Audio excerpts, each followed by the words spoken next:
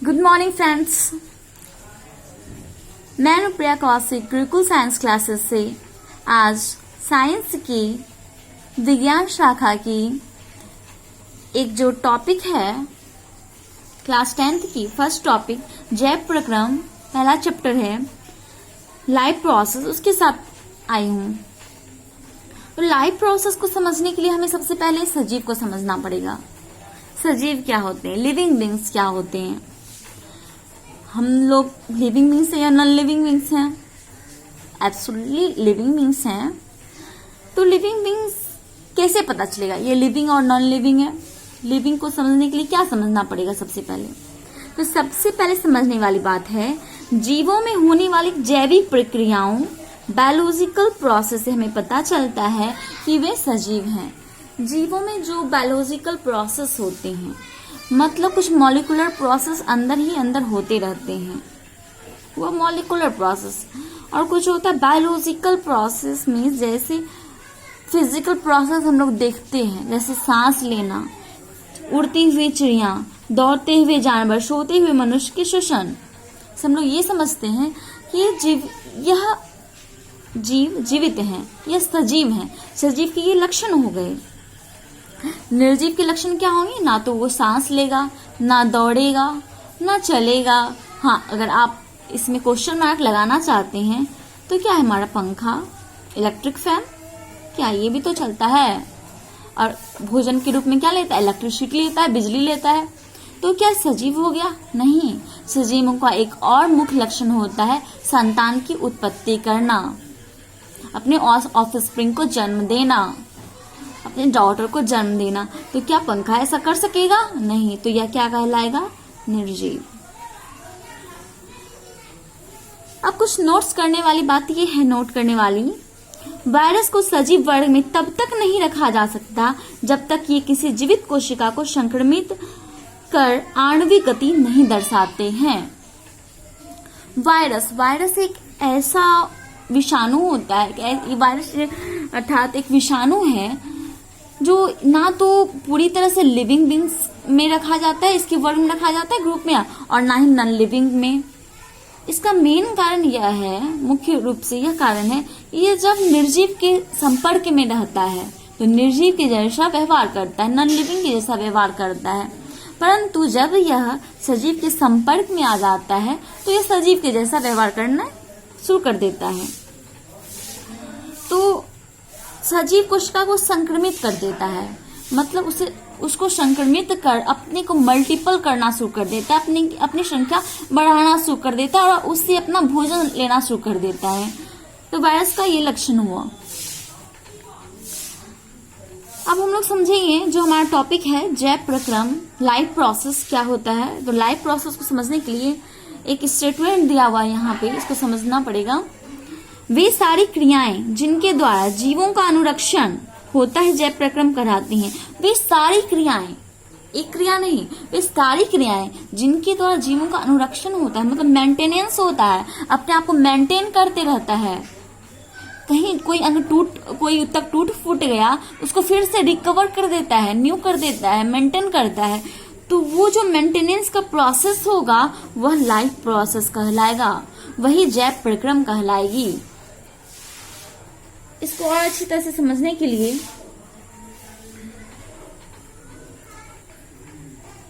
हम लोगों को श्वसन समझना पड़ेगा। हमारा जो दूसरा टॉपिक है श्वसन, उसको समझना पड़ेगा कैसे ये टूटी फूटी कोशिकाएं पुनः ठीक हो जाती है और मरम्मत हो जाती है।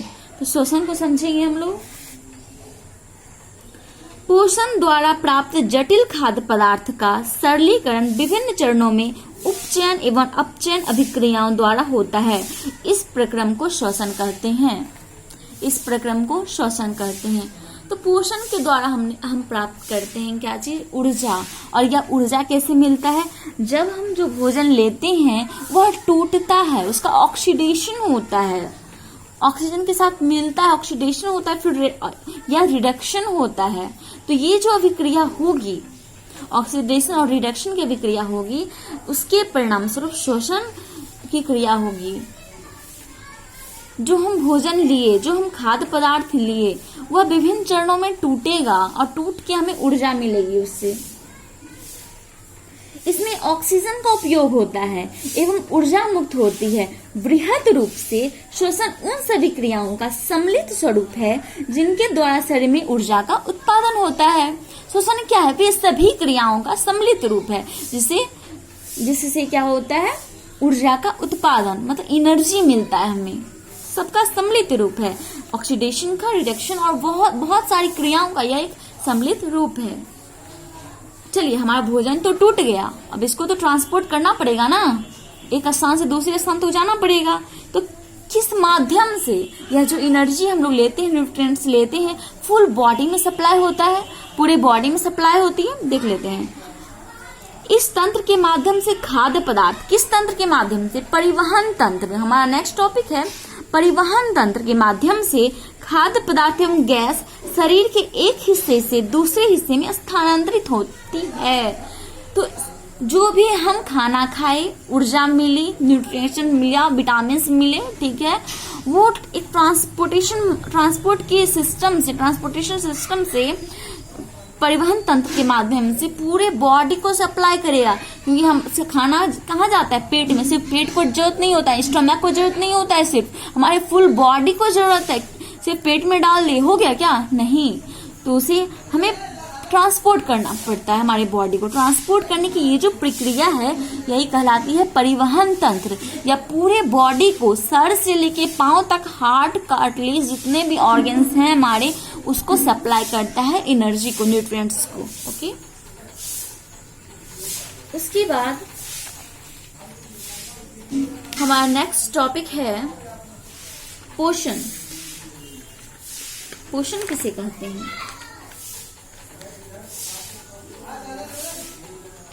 देखिए, लाइफ को चलाने के लिए पोषण तो चाहिए, पूरे बॉडी को चलाने के लिए पोषण तो चाहिए। पोषण क्या है? वह विधि जिससे जीव पोषक तत्वों का ग्रहण कर उनका उपयोग करते हैं, पोषक तत्व कहलाते हैं। वह विधि प्रोसेस है। यह क्या है? प्रोसेस है न्यूट्रलाइजेशन का, जिसमें क्या करता है? कोई भी जीव तत्व, पोषक तत्वों का मतलब जो वो लेते हैं भोजन, उनको ग्रहण कर उनका उपयोग करते हैं, बॉडी में उसका यूज करते हैं, वह पोषण कहलाता है।